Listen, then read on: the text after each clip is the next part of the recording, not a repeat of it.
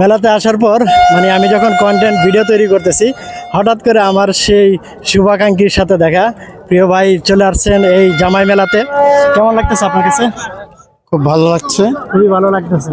অনেক দিন ধরে ভাবছি যে আসবো আসবো, কিন্তু কোনো বছরই আসা হয় না। এখন আমি যতটুকু মানে অনুভব করতেছি, আপনার শ্বশুর বাড়ি কি অর্থ এলাকাতে নাকি? না, অর্থ তবে ইচ্ছা আছে আর কি। ইচ্ছা আছে শ্বশুর বাড়িতে মাছ নিয়ে যাবেন নাকি?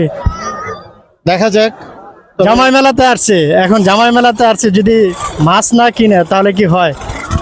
তাহলে আমি ধরে নিব যে আজকে এই মেলার ভিতরে সবচেয়ে বড় যে মাছটা, সেই মাছটা আপনি কিনবেন, ঠিক আছে? কি পকেটে টাকা আছে তো?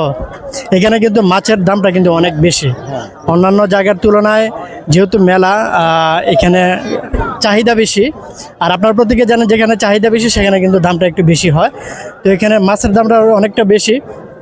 তারপরেও আমরা ঘুরে ফিরে দেখতেছি অনেক বড় বড় মাছ, আবার অনেক মাছ আছে যেটা কিনা আমরা সচরাচর সবসময় দেখতে পাই না। ওই মাছগুলো কিন্তু মেলাতে আমরা দেখতে পাচ্ছি, অনেকটা ভালো লাগতেছে।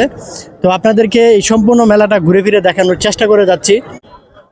আশা করি এবার আপনি আসতে পারেননি, কিন্তু অবশ্যই সামনের বছর পৌষ সংক্রান্তিতে আবার আপনাদের সাথে দেখা হবে। বেঁচে কারণ থাকলে। এই মেলাটা কিন্তু প্রতি বছরই হয়। হ্যাঁ হ্যাঁ। ঠিক আছে, আপনারা আমাদের পাশে থাকবেন, লাইক কমেন্ট করবেন।